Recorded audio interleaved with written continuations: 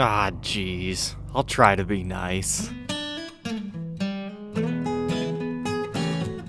Welcome back, troglodytes, to your daily dose of guitar information, the Trogly's Guitar Show. Now, normally I try to feature unique guitars that are quirky in a certain way that I enjoy, but this has to be the ugliest Les Paul I have ever seen. But yet, at the same time, I have always wanted to see this, so this is why it needed its own separate upload. Somebody finally did a Paisley Les Paul. I know, that sounds terrible, right? Here it is. Oh boy. Somebody mixed their love for Paisley Stratocasters and Telecasters with a Les Paul and a gold top. Now, if you're confused about the whole origin of the Paisley thing, it came from the late 60s. They did this on Telecasters, where what they're essentially doing is putting wallpaper on the guitar and then finishing over top of it. It's kind of an interesting vibe on the original late 60s ones due to the time period that they were created in. I'm sure if this wasn't done back in the 60s and then somebody showed me this on a Telecaster or a Stratocaster, I'd be like, no. But since it did happen in the 60s, I'm more accepting to it. But the original ones were done in kind of a pink and blue color. I've always been more partial to blue, but the more and more I look at the pink ones, they do start to become more attractive. I especially like the way that some of them age this golden hue. And no two of these are alike because of the way that they age. I mean, the lacquer can go from a dark amber color to just a light color. If you want to learn more about these guitars, you can check out my separate rock or not on them, as well as like the 80s reissues of these guitars.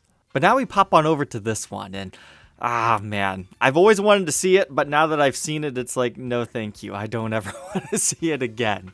So you've got the Paisley as like the belly of this guitar, and then the golden finish around it.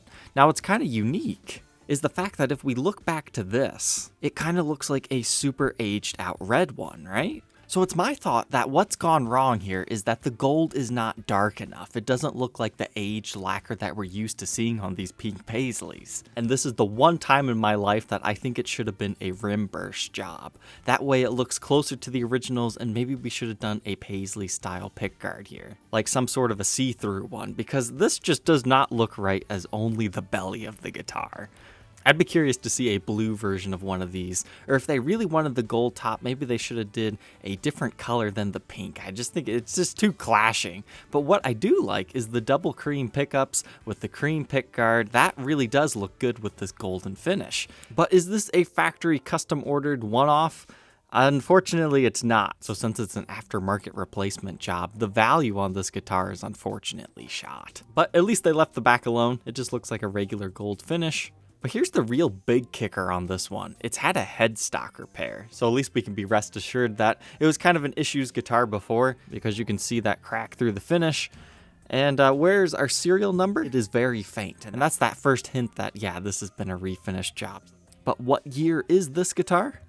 Well, apparently it's a Les Paul Standard from 1999, so that means your specs will be a two-piece maple top. You'll have a mahogany body with 9-hole weight relief, mahogany neck with rosewood fretboard. I mean, pretty standard Les Paul specs. Let's dig into this description. So he's saying it started life as a 1999 Standard that he believes. I mean, from what I can see, it looks like it starts with 9 and then 9, so that should be a 1999 there with the day of production. And he purchased it and sent it off to MJT Custom Shop, which it just appears to kind of be a small business, might be a one-guy operation. I'm not quite sure. It's nothing I've ever heard of. Yeah, it might be a two-guy team. And he wanted it as a cross between a gold top and pink Paisley. Now, do I really blame these guys for creating this? I mean, it's what the guy asked for. But the important thing is the guy that ordered it thinks it looks absolutely killer, so that's great. As long as you love it, man, that's fantastic. Then he continues to say, you'll be sure to get all the comments on this one. Yeah, I don't think they're the comments you're wanting, though. That's the ones that people go, oh yeah, cool guitar, man. And then behind your back, they're like, what has he done to this thing? But thankfully, it plays and sounds even better than it looks. Looks like our pickups are Monty PAFs with NOS tone caps installed. Upgraded bridge and saddles. Looks like he has some sort of Graphtec saddles on there. Those are pretty nice. And now we learned the rest of the story about the headstock crack. Apparently it happened during return shipping. Man, that must have been a really sticky situation for these guys that did the refinished job and then it gets damaged in shipping back. I know as a customer, if I just paid to have somebody refinish my guitar and then that's the final result, I would be very, very unhappy. Even though it was likely out of their control unless they didn't pack it properly. There's not enough to this story, but I would not be happy if I just spent $1,500 for that restoration. Man, if you paid $1,500 just for that refinish, I mean, you could almost get Gibson to do it for you at that price. Now, I don't think they would do the Paisley wallpaper, but I think a refinish by Gibson's usually around $2,000. Most times you're better off buying a new guitar. So how much is this guitar worth as a 1999 Les Paul Standard? The seller estimates it'll run you between $1,600 to $2,000 easy. Honestly, I think he's a little bit low on that estimate. I mean, 16 is definitely the low end, but typically I would say anywhere between 18 to about 2,200 on those. I mean, sometimes you could even get up to 2,600 on them. It kind of depends on the top and condition. But with a headstock repair, I mean, you're now looking anywhere between 12 to 16. And unfortunately, any type of finish work that you put into a guitar, you will never see that money back. So that's just completely out the window, because refinishes typically devalue a guitar by at least 40%. But in this case, since we have the headstock repair, it's not quite as detrimental. So if I were asked to appraise this instrument, I would probably put it anywhere between $1,200 to $1,400, because it's going to be hard to find somebody that absolutely adores this finish work, doesn't mind a headstock crack repair, but unfortunately, I don't see this guy getting anywhere near what he's asking. I think he's head over heels on this one, trying to get his money back out of it.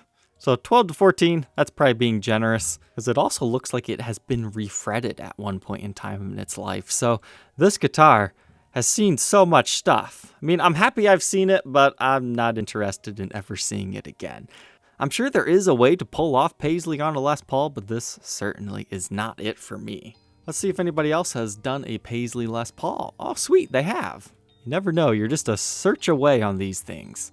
See, like this one, I think it looks okay, because the pink kind of matches what's in the center. That's more of a red color. I mean, it's not my favorite, but I think it looks better than what we saw today. The biggest thing about these has to be the fade to the edge. Like this one looks halfway decent as well. I would prefer it to be a little bit more transparent in this era.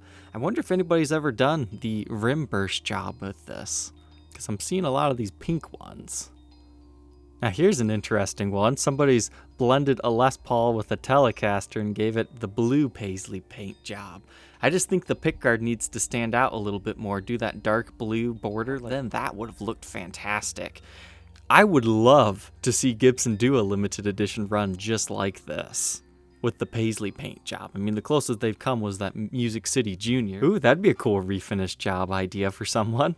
But would you look at that? You can't find too many Les Pauls in a Paisley finish. But as far as stock Paisley, I guess you could go back to this Tye-Dye series. Some of them kind of have that vibe to them. Other ones look like zombie invasion viruses. That's why I love the Tye-Dye series. Some of them are just so grotesquely ugly, but other ones are pretty, like the Shamrock one. And then you get ones like this. The Tye-Dye series is quite interesting, that's for sure. Ooh, I really like this one. An all gold one for $5,000. Brian Goff's Bizarre Guitars. He can find some good stuff sometimes. He's the guy I bought my first The Les Paul from. Now that is a tie-dye that I would be somewhat interested in documenting. And how it got a Jimmy Page case, I do not know. But the Tye-Dye series, if you're not familiar, it's a late 90s thing, like mid to late 90s. Currently, the only one available is kind of an ugly pink one. I remember when this thing was first listed, how long ago was that? Over a year. This guy, I think he had 2 or 3 of them. The really nice ones sell fast, but the more ugly ones, they sit forever. I mean, $2,500 is not that bad for this model if you enjoy this particular paint job. Here's kind of a rather boring gold one. You can't even tell it has any type of design on it. You know, sometimes maybe a subtle figuring like that would be better than, you know, being too far out there. But if I ordered one of these in the mid-90s and this is what showed up, I'd be very disappointed. I would return that one, that's for sure. Like, this one's kind of got a peacock feather vibe to it. So sometimes you can get Paisley, sometimes you get peacocks.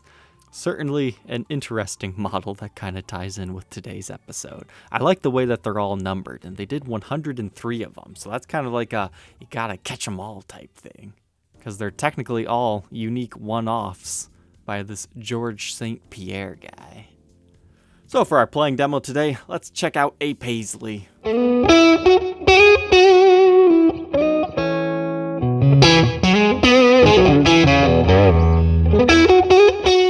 The only question left, would you rock a Paisley Les Paul or not? Leave your answer down in the comment section below. Don't forget to like, comment, and subscribe, and we will see you tomorrow on the next episode. Take care.